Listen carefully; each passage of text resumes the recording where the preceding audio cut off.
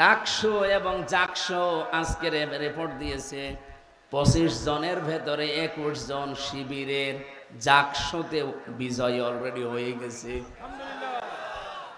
বেপি পদেও হয়তো, কিন্তু শুধু জল্পনা কল্পনা। এর কারণে একজন স্বতন্ত্র আব্দুর রশিদ জিতু, উনি কোনো দলের না, স্বতন্ত্র থেকে ওনার নাম ঘোষণা দিয়েছে। এর নামটা আসার দরকার ছিল শিবির প্যানেল থেকে, নয়তো আপনি মাত্র 11,000 ভোট, এতটুকু ভোট গণনা করতে যদি 3 দিন সময় নেন, এ বাংলাদেশে আমরা 18 কোটি মানুষ, এতগুলো ভোট গণনা করতে সামনে কত বছর লাগতে পারে। সুতরাং ডক্টর মোহাম্মদ ইউনূস সহ যারা দায়িত্বে আছেন, আপনাদের যে কাজকর্ম, আপনাদের যে অ্যাক্টিভিটি, সেটা কিন্তু জাতি বুঝে ফেলেছে যে আপনার এর আন্ডারে এই দেশে জাতীয় নির্বাচন সম্ভব না। একটা প্রতিষ্ঠানের নির্বাচনের ফল মাত্র 11,000 ভোটার, এটা যদি 3 দিন সময় লাগে, আপনি 18 কোটি মানুষ এই দেশে আমরা বাস করি, যদি ভোট হয় আপনার তো গণনা করতে 10 বছর লাগবে। তারপরও যে বিজয় 9 তারিখে আরম্ভ হয়েছে ডাকসু থেকে, আজকে 13 তারিখ, আমার তো মনে হচ্ছে এই 4.5 দিনের ব্যবধানে বাংলাদেশে বহু মানুষ একামতে দিনে অলরেডি যোগ দিয়েছে। গতকালকে কুষ্টিয়াতে দুপুরবেলা আমার হাতে প্রায় 18 জন বলছে, হুজুর চলে এসেছি, ভাব ভালো না, কারণ এতদিন একটা আশায় ছিলাম, এখন আর আশা করে করব কি?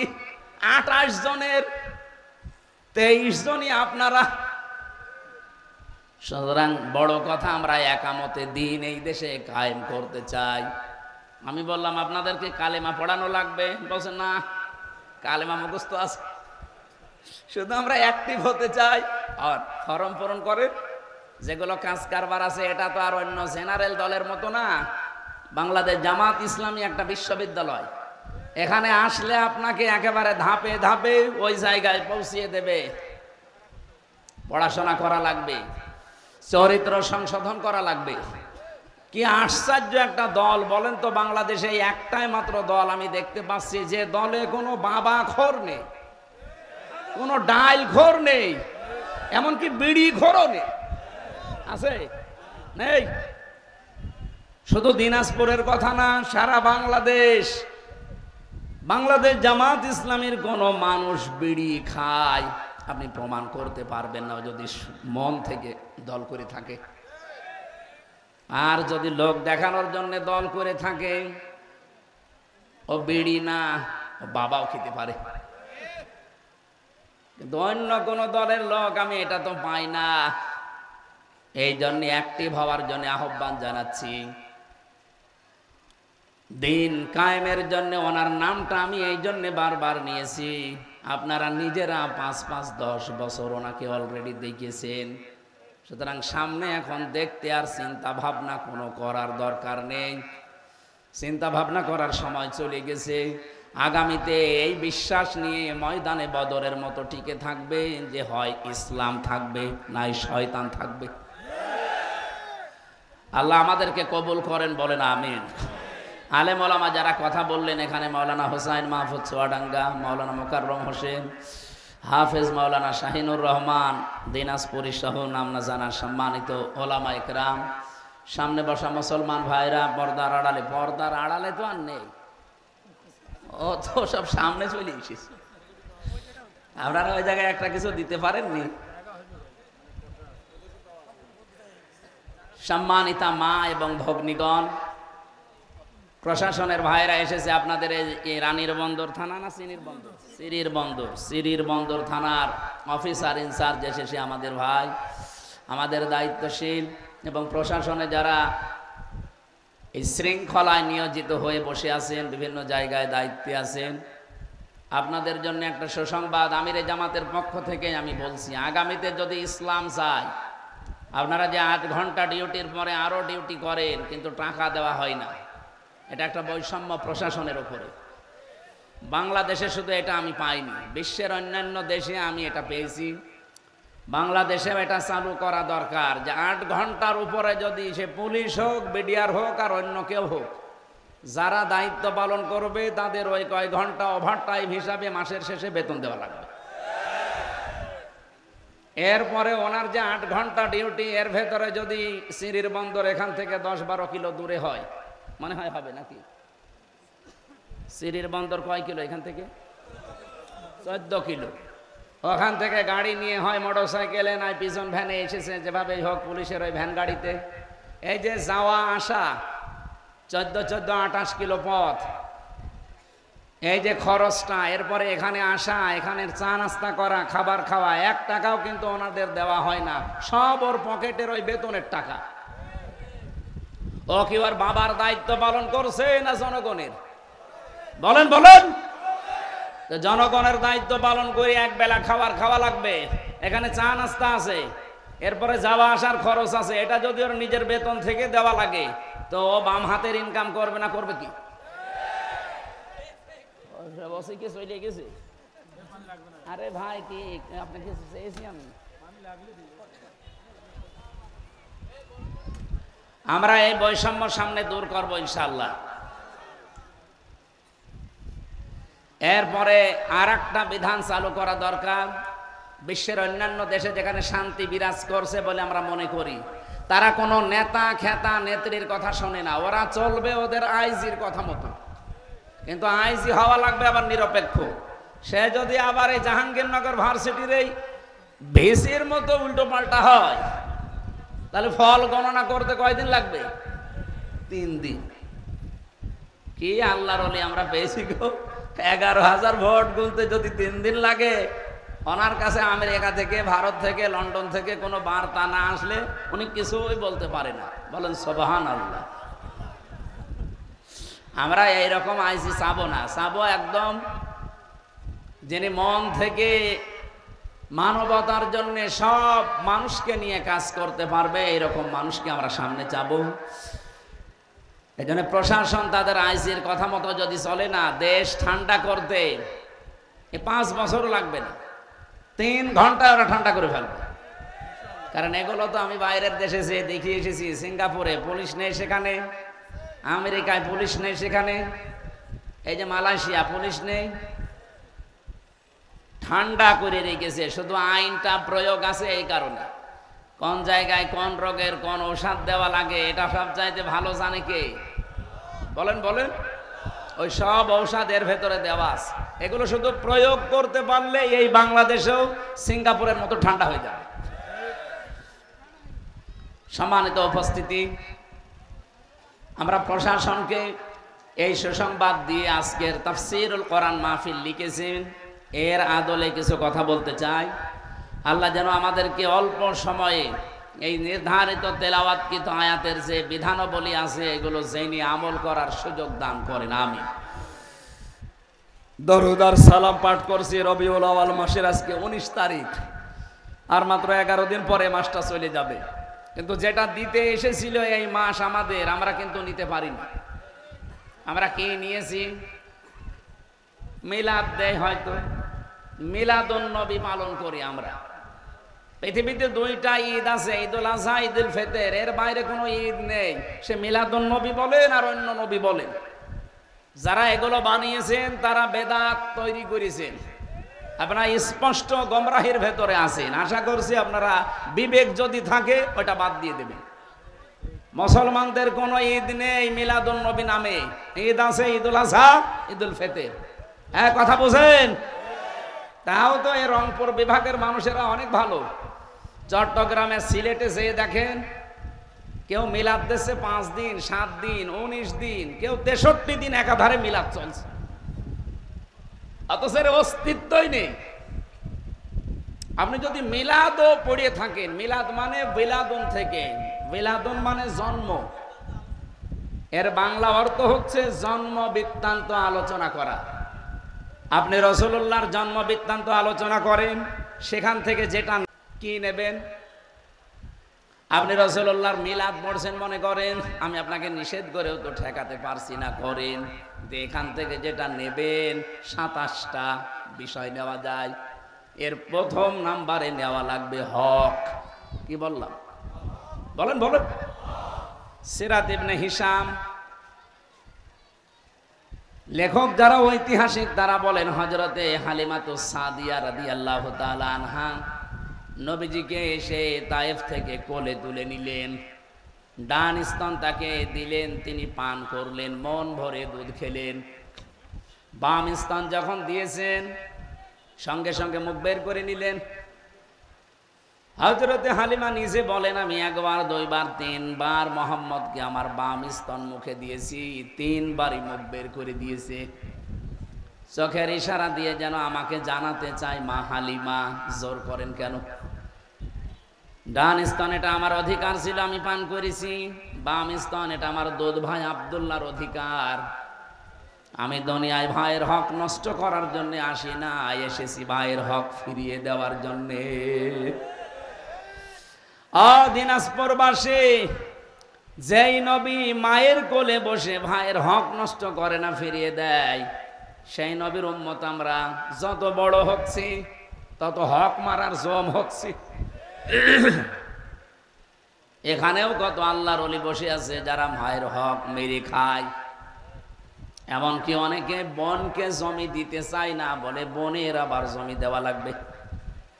এদিক ওদিক করে মাঠের জমি যদি দেয়, বাড়ির সম্পদ দিতে চায় না, বলে বাড়িরটাও দেওয়া লাগবে। বাড়িটা দেওয়া লাগবে মানে তোমারে জন্ম দিয়েছে তোমার বাবা, আর ওইটা ডাউনলোড করে নিয়ে এসেছি। ওইটাও যদি বাবার জন্ম হয়ে থাকে তারে দেবেন না কেন? কোরআনের নির্দেশ ছিল, ইউসিকুমুল্লাহু ফি আওলাদিকুম লিযযাকারি মিসলু হাযযিল উনসায়াইন। আমি আল্লাহ তোমাদেরকে উপদেশ দিলাম, নসিহত করলাম, আদেশ করলাম এইটা, যে এক ছেলে সম্পদের যা পাবে, দুই মেয়ে তাই পাবে। এখানে কি মাঠের সম্পদ পাবে, বাড়ির সম্পদ পাবে না, এমন কথা আছে? সুতরাং যারা শরিক মেরে খান, শরিককে ফাঁকি দেন, আমার মনে হয় এই ওয়াজে এলাকায় না করাই ভালো। এই এলাকায় তো সব নেই, আছে? যদি কেউ এরকম করে থাকেন, আপনাকে আমি সতর্ক বাণী শোনাচ্ছি, ফেরত দিয়ে দেন, নয়তো ওই দিন থেকে আপনার ইবাদত কবুল বন্ধ হয়ে আছে। এমনকি যখন মারা যাবেন আপনি বেঈমান হয়ে মরবেন, ঈমান পাবেন না। এখানে হয়তো হাজারো মানুষ আছে, এই জন্য আপনি লজ্জা পাচ্ছেন, হাত তুলবেন না। কিয়ামতের দিন আপনার কপালে লেখা থাকবে যে আপনি শরিক ফাঁকি দিয়েছেন। বলেন নাউজুবিল্লাহ। কোন পাপীকে তার পাপ সম্পর্কে আল্লাহ কিয়ামতে জিজ্ঞাসা করবে না। ইয়ারাফুল মুজরিমুনা বিসিমাহুম ফায়ুখাযু বিন নাওয়াসি ওয়াল আকদাম। জবান খুলে বলেন, ফাবি আইয়ি আলাই রাব্বিকুমা তুকাযযিবান। কিয়ামতের দিন পাপিষ্ঠ যারা, তাদের চুল ধরে আর কদম ধরে আল্লাহ টান দিয়ে জাহান্নামে নিয়ে যাবে। কোন পাপীকে আল্লাহ জিজ্ঞাসা করবে না এই পাপ করেছিলি না, তার এই 3.5 হাত বডির ভেতরে ওই পাপের চিহ্ন আল্লাহ ফুটিয়ে তুলবে। মানুষের বিচার আর আল্লাহর বিচারের ভেতরে পার্থক্য এইটাই। জজ সাহেব আমার সম্পর্কে কিছু জানে না আমাকে জিজ্ঞাসা না করলে, বিচারক যিনি আছে আমাকে কিন্তু 3 বছরই মাঝে মাঝে আদালতে নিয়ে জিজ্ঞাসা করেছিল, এটা করেছেন, এটা করেছেন। যতগুলো কাজ আমারে জিজ্ঞাসা করেছে সব আমি অস্বীকার করেছি, কারণ আমি একটাও জানি না। আমার প্রথম মামলা ছিল আমি নাকি আনসারুল্লাহ বাংলা টিমের প্রধান, ও ছাতাছে কি আমি আজ পর্যন্ত জানি না। উনি আমার বিচার করেছে 3 বছর ধরে, অথচ আমাকে জিজ্ঞাসা করা ছাড়া উনি কিছুই জানে না। মহান আল্লাহ বলেন কিয়ামতের দিন আমি কাউকে কিছু জিজ্ঞাসা করব না। ওর এই কপাল থেকে শুরু করে পা পর্যন্ত পুরা শরীরের ভেতরে ফুটিয়ে তুলবো ওই গোনাটা, যে সেই ধরনের অপরাধ দুনিয়ায় করেছে আল্লাহ তাকে ওই ধরনের চিহ্ন দেবে। এই আয়াতের তাফসীর পড়তে গিয়ে আমি 10 রকমের আকৃতির কথা পেয়েছি। কোন মানুষ যদি পৃথিবীতে মানুষের সম্পদ মেরে খায়, আত্মসাৎ করে, ফাঁকি দিয়ে খায়, জোর করে, এমনকি চাঁদাবাজি করে, এটা আমার মনে হয় বলা ঠিক হলো না, দিনাজপুরেও চাঁদাবাজি আছে। যেভাবে খান না কেন, আপনি এই সম্পদ যদি ফেরত না দিয়ে মরে যান দুনিয়া থেকে, আপনি লিখে নিতে পারেন কিয়ামতের দিন আপনার এই সুন্দর চেহারা আর থাকবে না, আপনি হবেন কিয়ামতের দিন কুকুরের মতো। কুকুরের স্বভাব কি? 2টা কুকুরকে আপনি খাবার দেন, পাশাপাশি দিয়ে রাখবেন, একটাকে যা দিয়েছেন ও মরণ পর্যন্ত খেলেও ফোরাবে না, এত খাবার ওর কাছে আছে। এরপরেও দেখবেন অন্যেরটায় হামলা দেয়। এরকম স্বভাব বাংলাদেশে নেই। নিজের যা আল্লাহ দিয়েছে ও যদি সারা জীবন বসে বসে খায় তাও ফোরানোর কথা না, এরপরেও দেখবেন চেয়ার পেলেই শুধু চাঁদাবাজি করে। আপনি অন্যের সম্পদ যে নিজের দখলে নিয়ে নিলেন, কি হয়েছে আপনি জানেন? এদিকে তাকান, খুব গুরুত্বপূর্ণ বিষয়। বসো। কি হয়েছে আপনি এবার শোনেন। আবি যাররিন রাদিয়াল্লাহু তাআলা আনহু قال قال النبي صلى الله عليه وسلم من ادعى ما ليس له فليس منا وليتبوأ مقعده من النار رواه মুসলিম। নবীজি বলেন, যেই জিনিস তোমার না ওই জিনিস যদি নিজের দখলে নিয়ে নাও, আবার বলছি, যেই জিনিস তোমার না ওইটা যদি নিজের দখলে নিয়ে নাও, সে যেভাবেই হোক, চুরি করি হোক, ডাকাতি করি হোক, প্রতারণা করি হোক, ছিনতাই করি হোক, চাঁদাবাজি করি হোক, যেভাবেই হোক যদি নিজের দখলে নিয়ে নাও, ওই দিন থেকে 2টা শাস্তি তোমার জন্য নির্ধারিত। 1 নম্বরে ফালাইসা মিন্না, ওই দিন থেকেই তুমি আমার উম্মত থেকে খারিজ হয়ে গেছো। আমার তো মনে হয় বাংলাদেশে আগস্টের 5 তারিখের পর থেকে এই সেপ্টেম্বরের 13 তারিখ পর্যন্ত এই 1 বছর, এই 1.5 মাসের ভেতরে বহু মানুষ নবীর উম্মত থেকে বের হয়ে গেছে। এ জেলায় হয়তো কম, আমাদের কুষ্টিয়ায় বেশি। অনেকেই যা পেয়েছে বাবা শাহজালাল, সব হালাল। 2 নাম্বারটা আর একটু কঠিন, ওয়ালিয়াতাবাওয়া মাকআদাহু মিনান নার। নবীজি বলেন, সে যেন জাহান্নামে নিজের একটা স্থান বরাদ্দ করে নিল। বলেন নাউজুবিল্লাহ। হাদিসের ইবারত পড়লে, ব্যাখ্যা পড়লে আমার কাছে ভয় হয়, বাংলাদেশে বহু মানুষ অলরেডি এই হাদিসের ভেতরে পড়ে গেছে। এবার আমি টিকা বলছি হাদিসের, এদিকে তাকান। অনেক মানুষের ভেতরে এই টেনশন ঢুকে গেল যে আমি নবীর উম্মত থেকেই বের হয়ে গেলাম। হ্যাঁ, এই যে কিছু মানুষ কিন্তু অনেকেই বলা আরম্ভ করেছে, যারা চাঁদাবাজিতে লিপ্ত, তারা বলেছে ইসলামী ব্যাংকও ছিনতাই হয়ে গেছে। না, এটা মিথ্যা কথা। কোন জিনিস যদি আপনার থাকে, সেটা হাতছাড়া হয়ে গিয়েছিল, আপনি আবার ওটা ফেরত পেয়েছেন, তাহলে এই হাদিসের শাস্তির আওতা মুক্ত থাকবেন আপনি।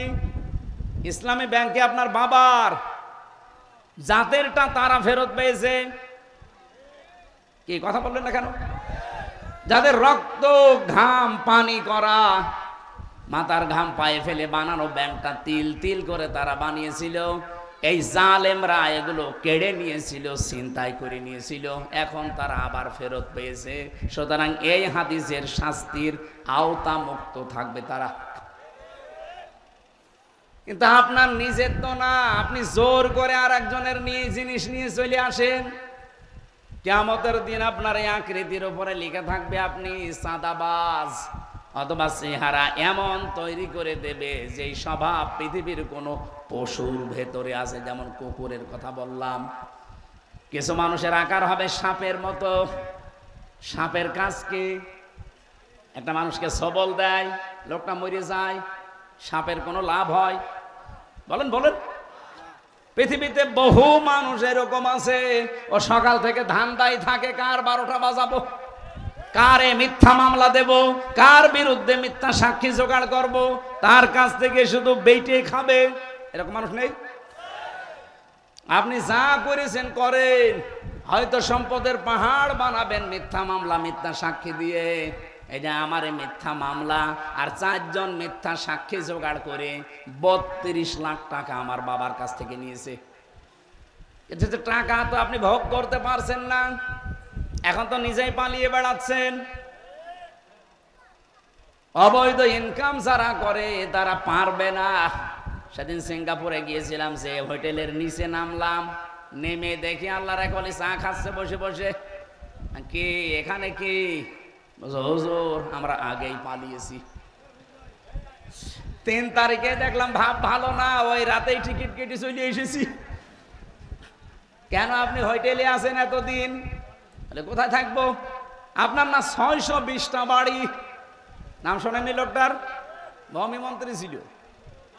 620টা বাড়ি তার, এই বাংলাদেশ আর বিশ্বের অন্যান্য দেশ মিলে।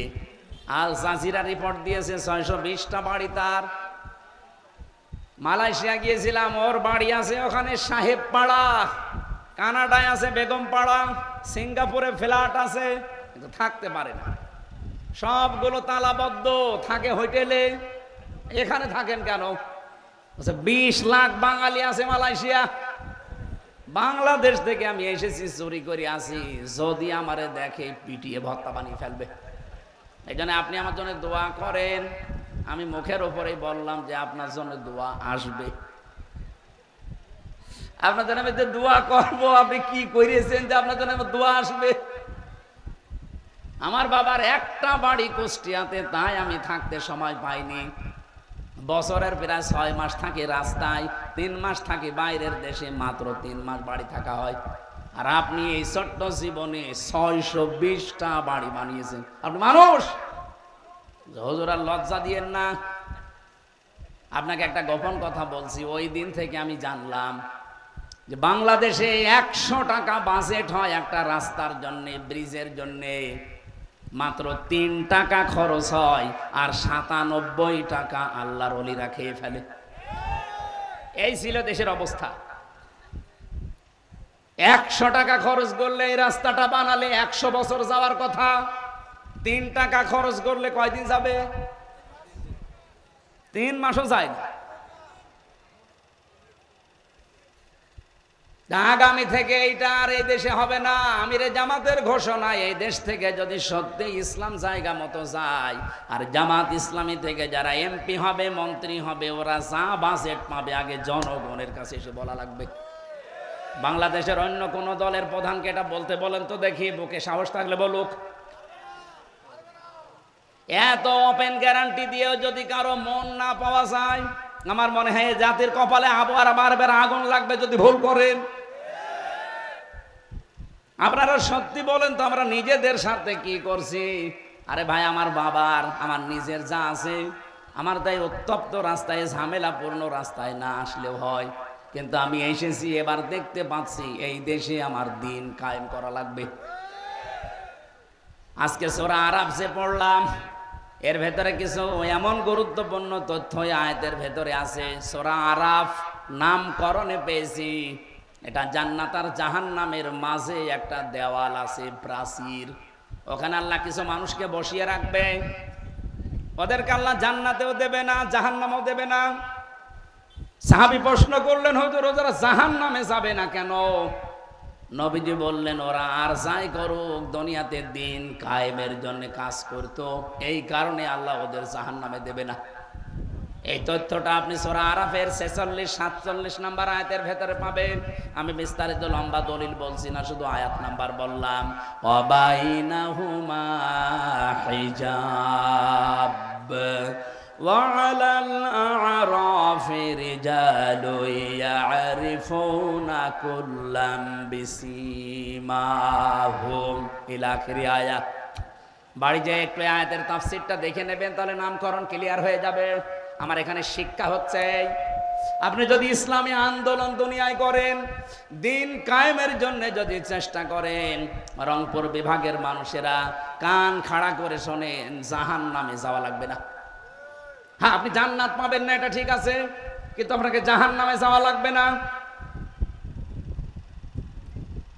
প্রশ্ন আসতে পারে, জান্নাতেও যদি যেতে না পারি তাহলে ওখানে দাঁড়িয়ে থেকে করবো কি? হ্যাঁ, আমি বলছি আপনাকে জাহান্নামে তো অন্তত যাওয়া লাগছে না।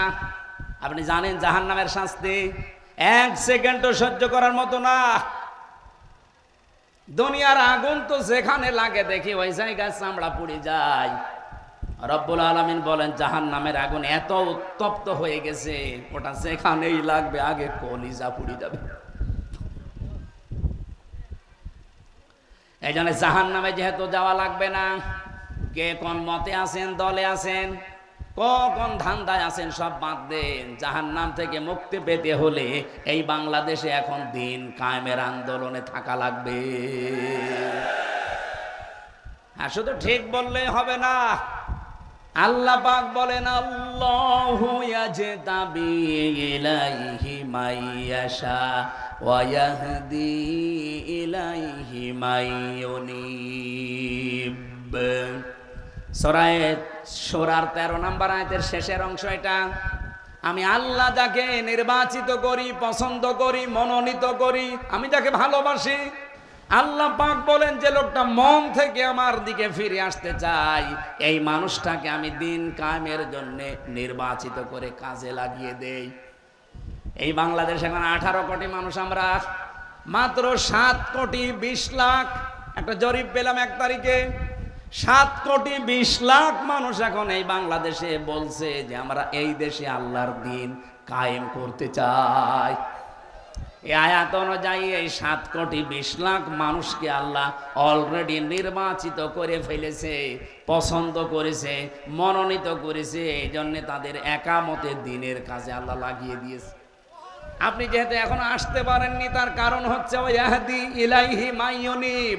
আপনাকে মন থেকে ফিরে আসা লাগবে। মন থেকে ফিরে আসেন, আপনাকে দিয়ে আল্লাহ এই ময়দানে কাজ করাবে। হ্যাঁ, এটা বললে সবচাইতে বেশি খারাপ লাগবে কাদের? এর আয়াতের আগের শব্দগুলোতে আল্লাহ দিয়েছেন কাবুরু আলাল মুশরিকিনা মা তাদউহুম ইলাই।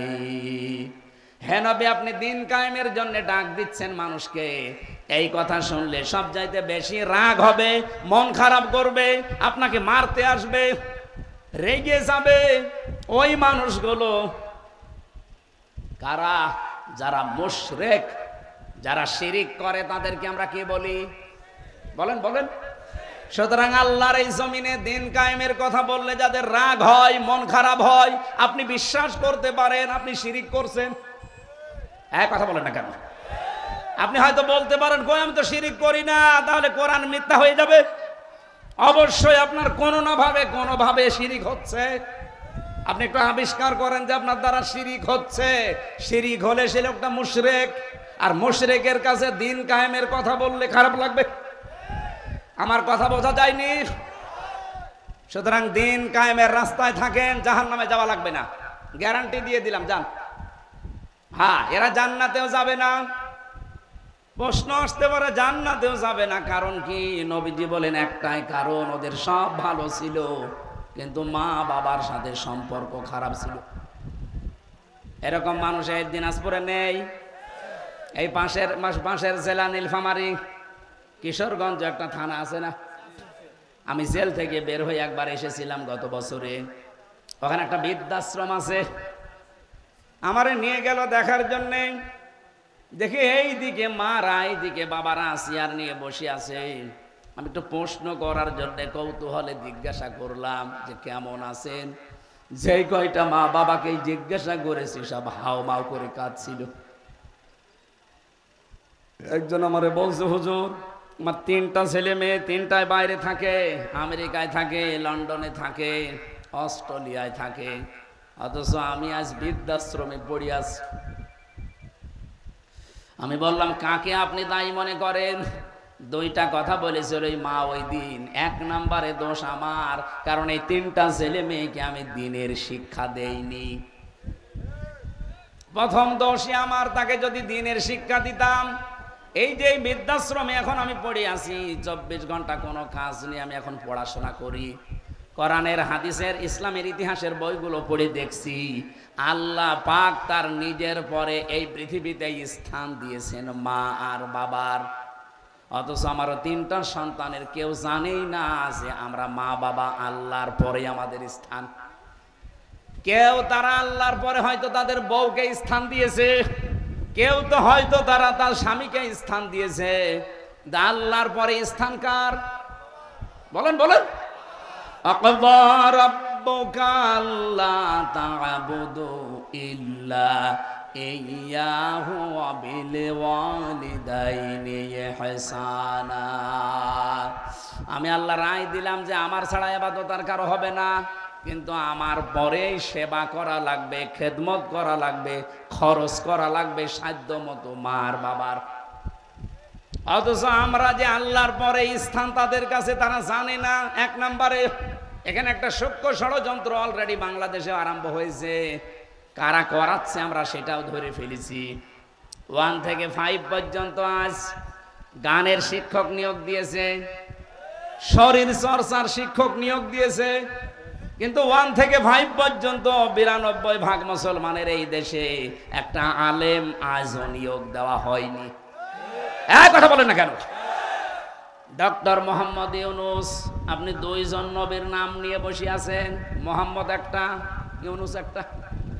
কয় নবীর নাম বলে? 2 নবীর নাম নিয়ে আপনি কি করছেন? আপনি তো ফেব্রুয়ারির 12 তারিখে নির্বাচন দিয়ে চলে যাবেন ঘোষণা দিয়েছেন, যান, কিন্তু যাওয়ার আগে এমন একটা কাজ করে যান এই দেশে মানুষের অন্তরে আপনি অমর হয়ে থাকবেন। আমরা 1 থেকে 5 পর্যন্ত আমাদের ছেলে মেয়েদেরকে দিনের শিক্ষার জন্য একজন আলেম শিক্ষক চাই না? কারা চান দেখি? লিল্লাহে তাকবীর। দেখেন তো, হাত তোলেন কে? আলহামদুলিল্লাহ। এটা জায়গা মতো চলে যাবে। যদি নাও যায় আরো সে চলে গেছে। হযরতে ইব্রাহিমের পক্ষে একটা ব্যাং থাকার কারণে যদি তার প্রসাব পাক হয়ে যায়, আজকে কোরআনের দিনের শিক্ষার পক্ষে যারা হাত তুলেছেন কিয়ামতের দিনে এইটাই বিচারে কাজে লাগবে। আর আমরা শুধু কাজে লাগবে বলে না, এই জমিনে আমরা চাই এখন যদি কেউ না করেন আগামী থেকে এটা করা হবে ইনশাআল্লাহ। 1 থেকে 5 পর্যন্ত বিশেষ করে একজন মাওলানা শিক্ষক তো মাস্ট বি দেওয়া হবেই, নয়তো এই ছেলে মেয়েগুলো বড় হয়ে ওই কার মতো হবে আমি নাম নিলাম না। এখন কিছু নাস্তিক নতুন নতুন তৈরি হচ্ছে, হারপিক মজুমদার, ডাক্তার জাহেদ, আর যেগুলো আছে বাকিগুলো তো পালিয়েছে। আমাদের সন্তানদেরকে আমরা হারপিক মজুমদারের মতো বানাতে চাই না। এই কথা বলেন না কেন? আমরা বানাতে চাই হযরত ওমরের মতো। আমার ভাইরা, পৃথিবীতে আল্লাহর পরে যাদের স্থান আল্লাহ দিলেন, সেই মার বাবার সাথে যাদের সম্পর্ক ভালো না, এই বৃদ্ধাশ্রমে মাটা আমাকে প্রথমে এটা বলেছে যে আমার এই 3টা ছেলে মেয়েকে আমি দিনের শিক্ষা দিতে পারি না, এই জন্য তারা বসে নাই। 2 নম্বরে আমার বৌমাগুলো আধুনিক, তারা আমার ছেলেদের মাথা খেয়েছে, মার বাবার যে স্থান হক অধিকার সেটা তারা দিতে দেয়নি। এই জন্য সন্তান বিবাহ দেওয়ার ক্ষেত্রে কমপক্ষে দিনদার পরিবার খোঁজ করা দরকার। আর দিনদার কি ফেরেশতারা আসমান থেকে ফেলে দেবে? এই দিনাজপুরে তৈরি করা লাগবে না। তার জন্য এই মাদ্রাসা। আপনার ছেলেকে মেয়েকে আপনি ডাক্তার, ইঞ্জিনিয়ার, বৈজ্ঞানিক বানান, অসুবিধা নেই। অন্তত এরকম মাদ্রাসায় 3টা বছর কোরআন আর হাদিসের মৌলিক কিছু শিক্ষা দিয়ে যে কোনো জায়গায় দেবেন, আল্লাহর কসম কোনোদিন নাস্তিক হবে না। শেষ বয়সে ওই কিশোরগঞ্জের মতো আপনাকে বৃদ্ধাশ্রমে রেখে আসবে না। যা আরম্ভ হয়েছে এভাবে যদি চলতে থাকতো, শিক্ষা ব্যবস্থায় কি লাগিয়েছিল আপনি দেখেছেন? ক্লাস 5 এবং 8 আগে বৃত্তি পরীক্ষা ছিল, এখন আছে না? আছে, আগেও ছিল। কিন্তু ওই প্রথমে আমরা যখন 5, 8 আমি বৃত্তি পরীক্ষা দিয়ে, ওই সময় 100 মার্কের কোরআন হাদিস ছিল। মাঝখানে এই 15.5 বছরে এই জালেমরা এসে এটা তুলে দিয়েছিল। ওই দাদাদের প্রেসক্রিপশন অনুযায়ী এখন থেকে আবার চালু হয়েছে, আমরা আশা করি এটা যেন বন্ধ না হয়। আর এবার যদি আল্লাহ দয়া করে ইসলামকে দেশ হাতে তুলে দেয়, 5 বছর লাগবে না, 3 বছর এই দেশটাকে আমরা দাঁড় করিয়ে ফেলবো ইনশাআল্লাহ। খালি দুর্নীতিটা বন্ধ হোক আর খাদ্যে ভেজাল বন্ধ করেন, এ দেশ এমনি দাঁড়িয়ে যাবে। মালয়েশিয়া 2004 সাল থেকে 25 সালে 21 বছরে তারা দাঁড়িয়ে গেছে। সিঙ্গাপুর 2001 সাল থেকে শুরু করে 25 সাল 24 বছরে তারা দাঁড়িয়ে গেছে আজ বিশ্বের মানচিত্রে। আর আমরা 54 বছরও দাঁড়াতে পারি নাই, শুধু এই নেতাদের কারণে। এই জন্য নেতা নির্বাচন এবার ভুল করবেন, ভুল করলে নিজের কপালে নিজে আগুন লাগাবেন। সাহাবী বললেন, হুজুর ওরা জান্নাতে যাচ্ছে না, কারণ শুধু মা বাবা? বলে হ্যাঁ। এই জন্য আমরা নিজেরা সাবধান থাকি। অনেক স্ত্রীর কারণে হয়তো আমরা বাস্তবে মা বাবার খেদমত এবং তাদের হক 100 ভাগ আদায় করতে পারি না। এরকম ডাইনি স্ত্রী দেশে নেই? কার বউ এরকম হাত তোলেন তো? এলাকায় নেই, আলহামদুলিল্লাহ। সম্মানিত মা বোনেরা, শুধু নামাজ পড়া, রোজা রাখা আর কালো বোরকা পরা ইবাদত না, শাশুড়িকে নিজের মায়ের মতো মনে করা ইবাদত। 100 ভাগের 98 ভাগ মহিলা এটা পারেও না, করেও না। এই কথা বলে না কেন? কি হয়েছে আপনার বলেন তো দেখি? আপনার স্বামী তার মা বাবার জন্য সাধ্যমতো খরচ করে, তার বোনের জন্য, ভাইয়ের জন্য রক্তের সম্পর্ক ঠিক রাখে। আপনার বাবার বাড়ি থেকে সম্পদ এনে দিচ্ছে, কোন কারণে আপনি বাধা দেন বলেন? এই উচিত কথা বলতে গেলে কিছু মহিলার মন পাওয়া যায় না, তারা গালি দেয় আর বলে হুজুর যেন মরে। আমি তো মরবো, আপনিও মরছেন। আশা করছেন নিজেকে পাল্টান, কয়দিন থাকবেন? আর 100 বছর পরে তো এখানে আর থাকতে পারবেন না, ঠিক মাটির নিচে যাওয়া লাগবে। আপনার কারণে আপনার স্বামী মা বাবার সাথে সম্পর্ক ঠিক রাখতে পারে না, তার আপন বোন আপন ভাইয়ের সাথে রক্তের সম্পর্ক শুধু আপনার ছোট মনের কারণে। আমি কি বেশি বললাম? এরকম বউ দেশে নেই। মেয়েদেরা তো লজ্জা দেওয়ার পরে ওদের লজ্জা হয় না, লজ্জা হবে কি করে? লজ্জা তো নেই। এই জন্য আল্লাহ লজ্জা নাযিল করেছেন। রব্বুল আলামিন বলেন, ইয়া বানি আদম ক্বাদ আনজালনা আলাইকুম লিবাসা। হে বনি আদম সন্তান, নারী হোক আর পুরুষ হোক সবাইয়ের ভেতরে আছে। এমনকি শুধু মুসলমানকে বনি আদম বলা হয় না, পৃথিবীতে যত ধর্মের মানুষ আছে সবাই আল্লাহর কাছে বনি আদম। কথা বলেন না কেন? সুতরাং অন্য ধর্মের মানুষও যদি আশপাশে থাকেন, আপনাদের জন্য আজকের আয়াত। শুধু যদি ইমানদার মুসলমানদের জন্য হতো তাহলে ইয়া আইয়ুহাল্লাযীনা আমানু আল্লাহ বলতো। এখানে ইয়া বানি আদম, হে আদমের সন্তানেরা, কদ আনজালনা, অবশ্যই আমরা নাজিল করেছি, আলাইকুম, তোমাদের উপরে, লিবাসান, পোশাক। এরপরে ইউবারি সাওয়াতিকুম, অরিশা, এটা যে যেন নিজের লজ্জা নিবারণ করতে পারো এবং সৌন্দর্য বৃদ্ধি করতে পারো। এখানে 2টা অর্থ আছে। পোশাকের 1 নাম্বার কাজ হচ্ছে নিজের শরীরের যে অঙ্গ প্রত্যঙ্গগুলো আছে এগুলো ঢেকে রাখা। 2 নাম্বারে সৌন্দর্য বৃদ্ধি করা। এই সৌন্দর্য বৃদ্ধি করা একমাত্র পোশাক শুধুমাত্র স্ত্রী স্বামীর সামনে, স্বামী স্ত্রীর সামনে পড়বে। আর বাকি জায়গাগুলোতে আপনাদের এই শরীরকে ঢেকে রাখার জন্য আল্লাহ পোশাক দিয়েছেন। তার পোশাকের প্রথম কাজ লজ্জা নিবারণ করা। আমাদের শরীরের যে সমস্ত অঙ্গ প্রত্যঙ্গগুলো মানুষ দেখলে উল্টাপাল্টা ধারণা করতে পারে, এইগুলো ঢেকে রাখার নির্দেশ কার? আরো জোরে বলেন। আমি আজকে একটা আয়াতের ব্যাখ্যা পড়ছিলাম। রব্বুল আলামিন বলেন, ইয়া আইয়ুহান নাবিয়্যু কুল লিআজওয়াজিকা ওয়া বানাতিকা ওয়া নিসাইল মুমিনিনা ইউদনিনা আলাইহিন্না মিন জালাবিবিহিন্না। আল্লাহ ডাক দিয়েছেন, হে নবী, আপনার স্ত্রীদেরকে, আপনার মেয়েদেরকে। নবীজির যেহেতু ছেলে ছিল না, বেঁচে ছিল না, ছেলেগুলো সব আগেই বিদায় নিয়েছে, এজন্য মেয়েদের নাম দিয়েছেন। আপনার মেয়েদেরকে, আপনার স্ত্রীদেরকে। আর এই পৃথিবীতে যারা মমিন বলে দাবি করে, এই মমিনা মহিলাদেরকে আপনি বলেন তারা যেন নিজের জেলবাব, তাদের যে পোশাকটা আছে এটা যেন টেনে দেয়। এই জন্য আমার এই আয়াতের মানে বিধানটা হচ্ছে, মেয়েরা প্রত্যেক প্রাপ্ত বয়স্কা মেয়ে এমন একটা পোশাক পরা দরকার, চাদর বলেন, জেলবাব বলেন, আর ওড়না বলেন, যাই বলেন, সেটা যেন নিজের মাথা থেকে শুরু করে অন্তত পা পর্যন্ত ঢেকে যায়। পা পর্যন্ত যদি আপনি বাঁধও দেন, অন্য কোনো পোশাক দিয়ে ঢাকেন, মাথা থেকে শুরু করে অন্তত পেট পর্যন্ত যেন ঢেকে রাখা যায়, এরকম একটা পোশাক পরা আপনাদের জন্য ফরজ। ওই জামানায় যারা পোশাক আশাক পরতো, কোরআনে কারীম তাদের একটা নিয়ম দিয়েছে, ওয়াকারনা ফি বুয়ুতিকুন্না ওয়ালা তাবাররাজনা তাবাররুজাল জাহিলিয়াতিল উলা। সূরা আহজাবের 33 নম্বর আয়াতে আছে, আল্লাহ বলেন, হে পৃথিবীর মেয়ে লোকেরা, জাহিলি যুগের মেয়েদের মতো রূপ সৌন্দর্য প্রদর্শন করে রাস্তাঘাটে বের হবা না। এখানে তাবাররুজের ব্যাখ্যা করতে গিয়ে আমি খাজেনের ভেতরে পেয়েছি, তাফসিরে খাজেনে 3টা বিষয় দেওয়া আছে।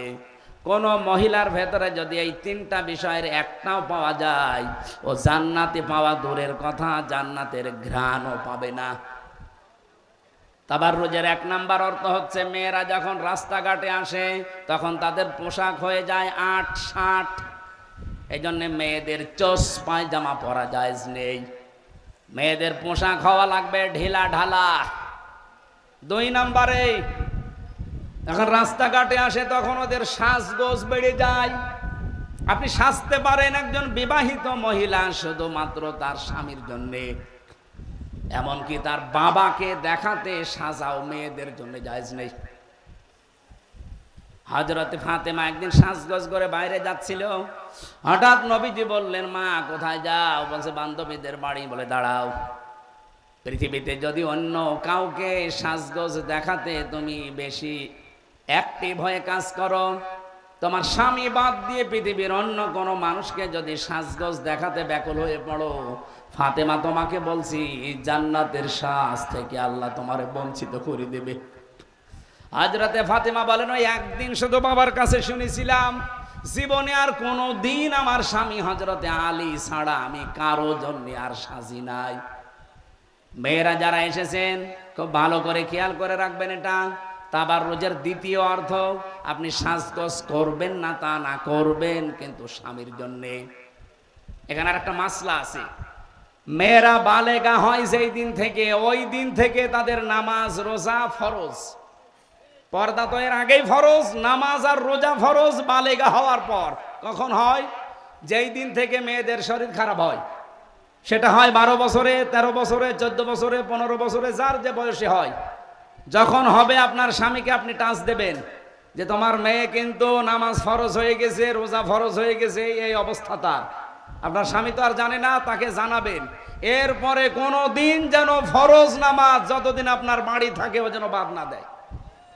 অনেক বাবা জানে না যে মেয়ের অবস্থা কি, এই জন্যে তাকে ডাকেও না, বলে মেয়ে তো ছোট, অথচ সে যে বালেগা হয়ে গেছে বাবা তো জানে না, মা জানে না। সুতরাং মা যারা এসেছেন, আপনারা আপনার মেয়েটাকে যদি নামাজে উদ্বুদ্ধ না করেন, আদেশ না দেন, নাজালহুমা তাহতা আকদামিনা, কিয়ামতের দিন এই মেয়ে আপনার মুখের উপরে জোড়া লাথি দিয়ে জাহান্নামে নিয়ে যাবে। আল্লাহ আমার মাদেরকে অন্তত এই মাসলাটা একটু মেনে চলার তৌফিক দেন, বলেন আমিন। তাবাররুজের 3 নাম্বার অর্থ, ওরা যখন রাস্তাঘাটে আসতে থাকে তখন মাজা হেলাদোলা করে চলে। 3টা বললাম অর্থ, বলেন তো আপনার ভেতরে কোনটা আছে? যদি একটা থাকে এই মুহূর্তেই নিজেকে পাল্টাবেন। সুতরাং পোশাক আশাক যেটা রিসা সৌন্দর্য বর্ধন করে, এটা শুধু স্বামীর কাছে খাস, বিছানার জন্য আপনার খাস। আপনি যদি বিছানায় নাইট ড্রেস পরেন এমন যেটা দেখলে আপনার স্বামী সন্তুষ্ট হয়, পরারই দরকার নেই। কিন্তু এখন দেখি নাইট ড্রেস পরে অনেকে রাস্তাঘাটে চলে আসে। যেহেতু পোশাক দিয়েছে আল্লাহ আমাদের শরীরকে কভার করার জন্যে, লজ্জা নিবারণ করার জন্যে, পৃথিবীর সব চাইতে দামি পোশাক আমার আল্লাহর কাছে ওয়ালিবাসুত তাকওয়া। তাকওয়ার পোশাক এটা সর্বোত্তম। প্রশ্ন আসতে পারে তাকওয়ার আবার পোশাক কি? হ্যাঁ আছে। বাহ্যিক এই পোশাকের চাইতে সর্বোত্তম পোশাক যেহেতু তাকওয়ার, আমরা ব্যাখ্যায় পড়তে গিয়ে দেখলাম তাকওয়া মানে সচেতন হওয়া। তাকওয়া মানে আল্লাহর বিধি বিধান যেখানে যেটা পাবেন ওইটা ওইখানে মেনে চলার নাম তাকওয়া। তাকওয়া মানে দুনিয়াতে যে যেই দায়িত্ব পাবে ওই দায়িত্বটা সুচারুরূপে আঞ্জাম দেওয়ার নাম হচ্ছে তাকওয়া। আপনার স্বামী বাইরে গেছে, আপনার দায়িত্ব আপনার সন্তানকে হেফাজতে রাখা, আপনার স্বামীর সম্পদ হেফাজতে রাখা। সব চাইতে বড় সম্পদ আপনার সতীত্বকে হেফাজত করা। এখন যদি আপনি এইগুলো না করেন, আপনার ভেতরে তাকওয়া নেই। যালিকা মিন আয়াতিল্লাহি লাআল্লাহুম ইয়াযাক্কারুন। নবীজি বলেন এগুলো আল্লাহর নিদর্শন। আল্লাহ বর্ণনা করছেন এই কারণে আশা করা যায় তোমরা এই উপদেশগুলো গ্রহণ করবা। আমার একটা হাদিস তেলাওয়াত ছিল মুসলিম ইবনে মাজাহ শরীফের। নবীজি বলেন আমার উম্মতের যখন দুরবস্থা চলবে, এই কঠিন অবস্থায় যদি একটা মরা সুন্নাতকে কেউ চিন্তা করতে পারে, তাহলে তার আমলনামায় 100 গলা কাটা শহীদের সওয়াব দেওয়া হবে। আমার এই ছোট্ট মাথা দিয়ে আমি চিন্তা করেছিলাম, দেখি তো মরা সুন্নাত কোনটা। টুপি মাথায় দেওয়া সুন্নাত, কিন্তু মরা না। কেউ দেয় কেউ দেয় না। এই যে জুব্বা জামা গায়ে দিয়েছি এটাও সুন্নাত, অনেকে পোশাকের সুন্নাত। ওই দেশে যেহেতু লম্বা জামার প্রচলন, এইটাও মরে যায়নি। আমরা অনেকে দিয়েছি অনেকে দেয়নি। খাবারের পরে মিষ্টি খাওয়া সুন্নাত, এটাও মরা না। কেউ খায় কেউ খায় না। কথা বলেন না কেন? একটা সুন্নাত মরে গেছে। বিশ্বনবী 10 বছর এই কোরআন দিয়ে রাষ্ট্র চালিয়েছিলেন, ওই সুন্নাত বাংলাদেশে নেই। তো ওইটা কি ফেরেশতারা করবে? ওই সুন্নাত চিন্তা করা লাগবে না? এবার সুযোগ এসেছে ওই সুন্নাতটা চিন্তা করার। বাংলাদেশে 300 এমপির ভেতরে মোল্লা ভাই, আমির হামজা, এরকম 151 জন যদি এই কোরআন বুকে নিয়ে এবার সংসদে যেতে পারে, ওই সুন্নাত যদি এবার জারি হয়ে যায়, যারা এই সুন্নাতের পেছনে থাকবেন 100 গলা কাটা শহীদের সওয়াব পাবে। আমি এই হাদিস এখন কেবল বানালাম। বলেন তা আপনি কোরআন হাদিস মানবেন না কি মানবেন? সেদিকে যান। আশা করছি আপনি মেনে নেবেন। এই আয়াতের পরবর্তীতে যে কথাটা ছিল, ইয়া বানি আদামা ইম্মা ইয়াতিয়ান্নাকুম, না, ইয়া বানি আদামা লা ইয়াফতিনান্নাকুমুশ শাইতানু কামা আখরাজা আবাওয়াইকুম মিনাল জান্নাতি ইয়ানসিউ আনহুমা লিবাসাহুমা লিইউরিয়াহুমা সাওয়াতিহিমা ইন্নাহু ইয়ারাকুম হুয়া ওয়া ক্বাবিলুহু মিন হাইসু লা তারাওনাহুম ইন্না জাআলনা শায়াতিনা আউলিয়া লিল্লাযিনা লা ইউমিনুন। এখানে আমাদের আদি পিতা আদম এবং হাওয়াকে তাদের একটা কাহিনী বর্ণনা করা আছে শিক্ষার জন্যে। তাদেরকে শয়তান যেহেতু ধোঁকা দিয়ে বোকা বানিয়ে পোশাক আশাক খুলে ফেলেছিল, আমি তাফসীর পড়তে গিয়ে দেখেছি শয়তানের এই উদ্দেশ্য ছিল না যে আদম হাওয়াকে জান্নাত থেকে বের করে দেবে। তার প্রথম উদ্দেশ্য ছিল যে তাদেরকে আমি উলঙ্গ করব, তাদের লজ্জা স্থানে একে অন্যকে দেখাবো। বলে নাউজুবিল্লাহ। তাহলে শয়তান চায় আমরা যেন উলঙ্গপনা করি, বেহায়াপনা করি, অশ্লীলতা ছড়াই, এটা শয়তান চায়। আর আল্লাহ আমাদেরকে দেখতে চান পোশাক পরা অবস্থায়। এজন্য জান্নাতের ভেতর আদম হাওয়া ন্যাংটা ছিলেন না, পোশাক ছিল। আর যারা নিজেদেরকে উলঙ্গ অর্ধ উলঙ্গ করে জাতির সামনে প্রদর্শন করে খুব ভালো মনে করেন, আপনি মনে করবেন আপনি আর আদমের সন্তান নেই, আপনি শয়তানের সন্তান হয়ে গেছেন। কারণ শয়তানের অভ্যাস এটা। দাম্পত্য জীবনের যে কলহ চলছে এখন পারিবারিক জীবনে, এমন কোন পরিবার আছে 100টার প্রায় 99টা পরিবারে এই সমস্যা লেগে আছে। জেলখানায় বসে আমি একটা হালকা টাচ পেয়েছিলাম, লিখেছিলাম হালকা হালকা, অত লিখতেও দেয় না, খালি কলম কেড়ে নেয় কারারক্ষীরা। দাম্পত্য জীবনের সমস্যা এবং তার সমাধান কি করে করা লাগে, ওখান থেকে টাচ দিয়ে দিয়ে বাইরে এসে আমি এটা করেছি। 120 পৃষ্ঠা করা আছে, একটা ছেলেদের জন্য, একটা মেয়েদের। মেয়েদেরকে নিজে পড়াবেন এটা পুরাটা, আর মেয়েরা নিয়ে স্বামীদেরকে এটা পড়াবেন পুরাটা। আশা করছি কিছু ফল পাবেন। আর আদর্শ হিসাবে কাউকে মানতে চাইলে এই যে এই বইটা 6টা বিষয় দেওয়া আছে, এই 3টা বই এখানে আছে কিনা জানি না, যে গাড়িতে আছে বামে, আপনারা নিয়ে যেন, কাজে লাগবে। এখন যেহেতু মাগরিবের পরে আর একটা অনুষ্ঠান আছে, এসার পরে